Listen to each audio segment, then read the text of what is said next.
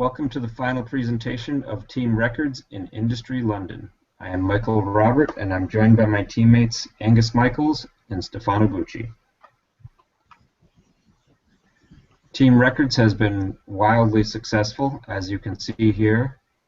We took advantage of all the information we were provided, analyzed trends in consumer preferences and market size, and utilized that information to decide where to focus our efforts.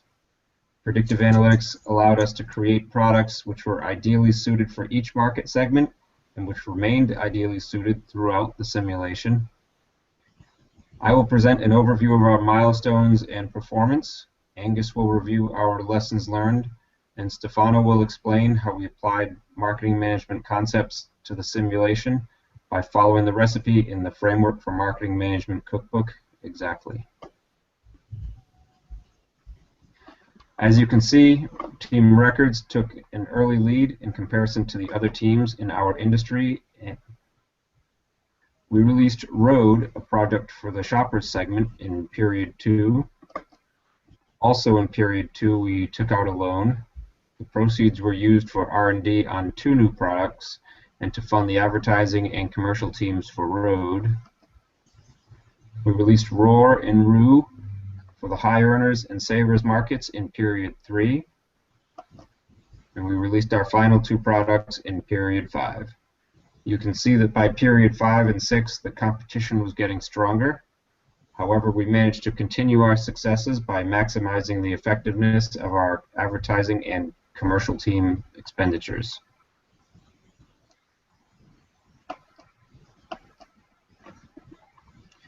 We started with products Rock and Roll. Both were selling to the pros, high earners, and performance segments, but neither was ideally suited. Sales quickly dropped off as products more ideally suited and priced for the market segments emerged. Our first product that was custom designed for a market segment was Road. It has been our most profitable product. You can see that we've earned more than $30 million per period for 5 periods. And Road took a commanding lead in the shoppers market and never let it go. Roar and Rue were released next, and they have also been quite profitable. And finally, we released Rose and relaunched Rock in period 5. And at this point, I'd like to turn it over to Angus, who will review the keys to our success. Well, thank you, Michael. What were the keys to our success? Well, we targeted consumers, and throughout the whole process, we remained conscious of consumers' needs.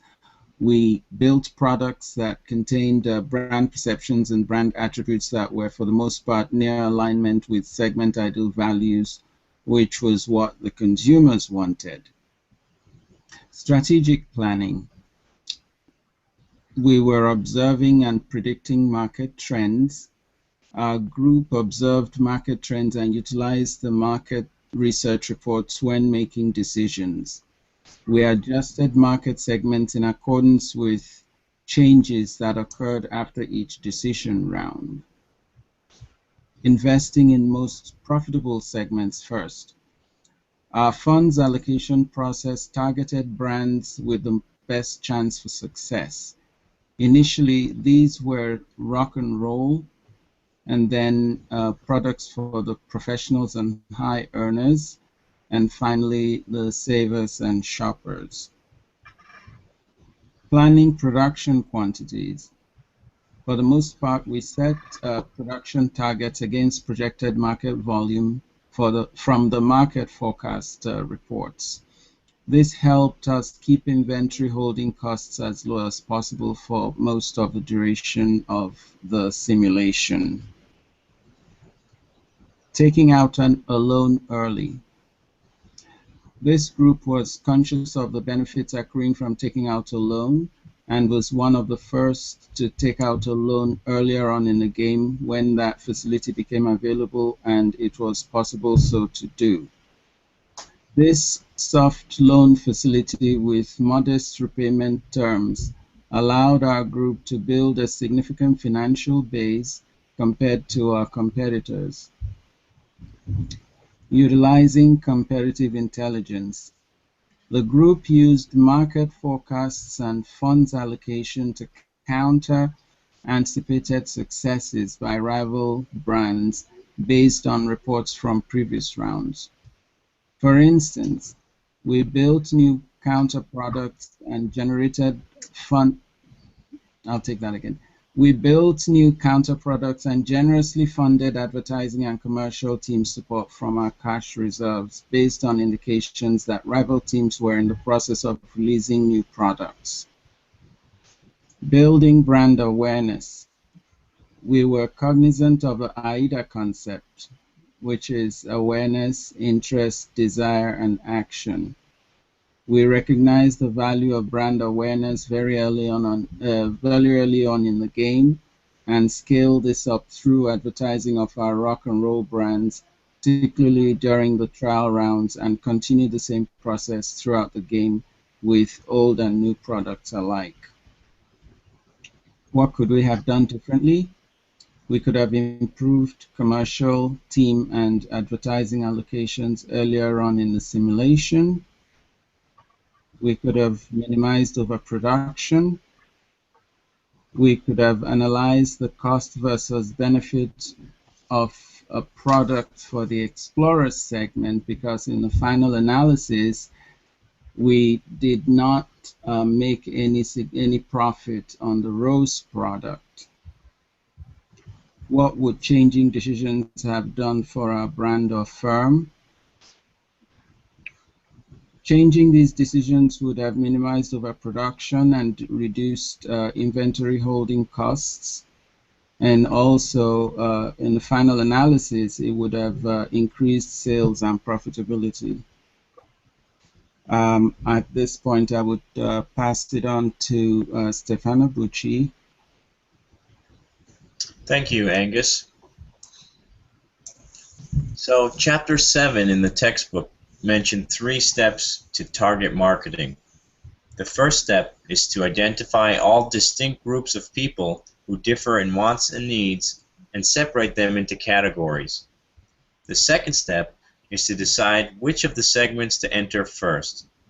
The third and final step is to establish offerings with distinctive benefits to each of the segments.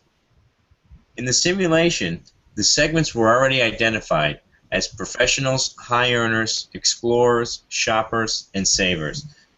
Figure 1 shows these segments and our segmentation strategy. For the second step, we selected which segment to attack first with the creation of a new product. We made an estimation of the market potential for retail sales in each segment by extending the market forecast data linearly for 8 periods. This is Figure 2.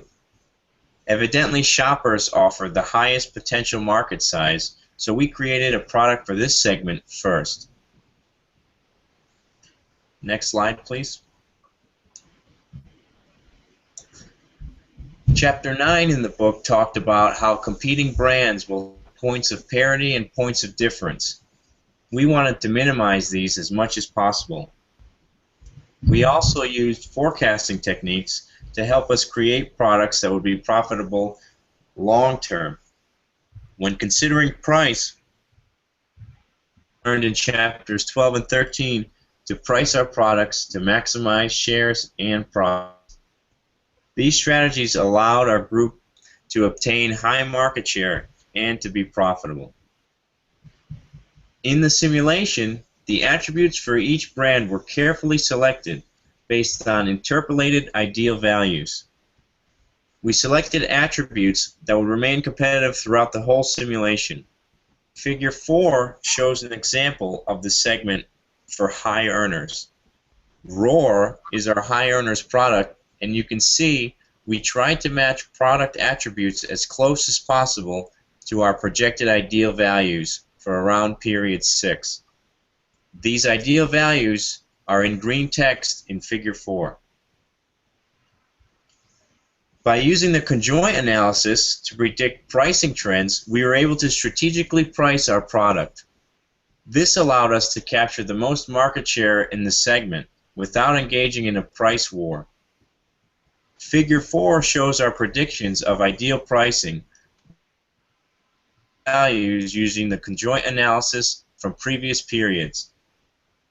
When making pricing decisions, we analyzed our competition and leveraged our early establishment and reputation to price our products higher than others, but still able to obtain more market share than them. Next slide, please. In other class discussions, we talked about the different consumers. Since our group decided to develop a brand for each segment, we used the shopping habits graph in MarkStrat to allocate a commercial team to best suit each segment. This graph is pictured in Figure 5. We determined the size of each segment's commercial team based on the expected volume sold for that period. This adjustment allowed us to ensure adequate coverage for all of our products in designated stores. For advertising, we used retail sales data to allocate a different percentage of our budget to each brand. This ensured that awareness was high for both our high and low volume products. Typically, we kept the advertising research budget at 10% of our advertising media budget. Since the awareness was high for all of our brands, we were able to continually have more market share than all other brands until the last few periods in the simulation.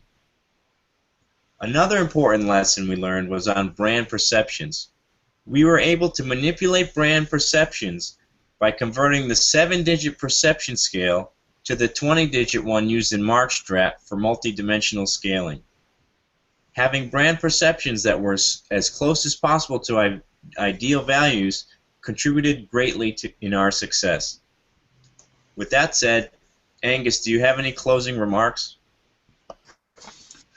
Yes, please, Stefano.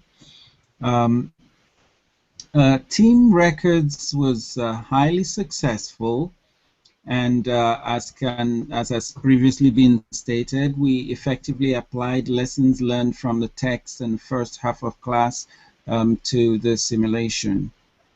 We also used predictive analytics to play a key role in capturing market share. We were proactive versus reactive in our playing the simulation game. I thank you all for your attention.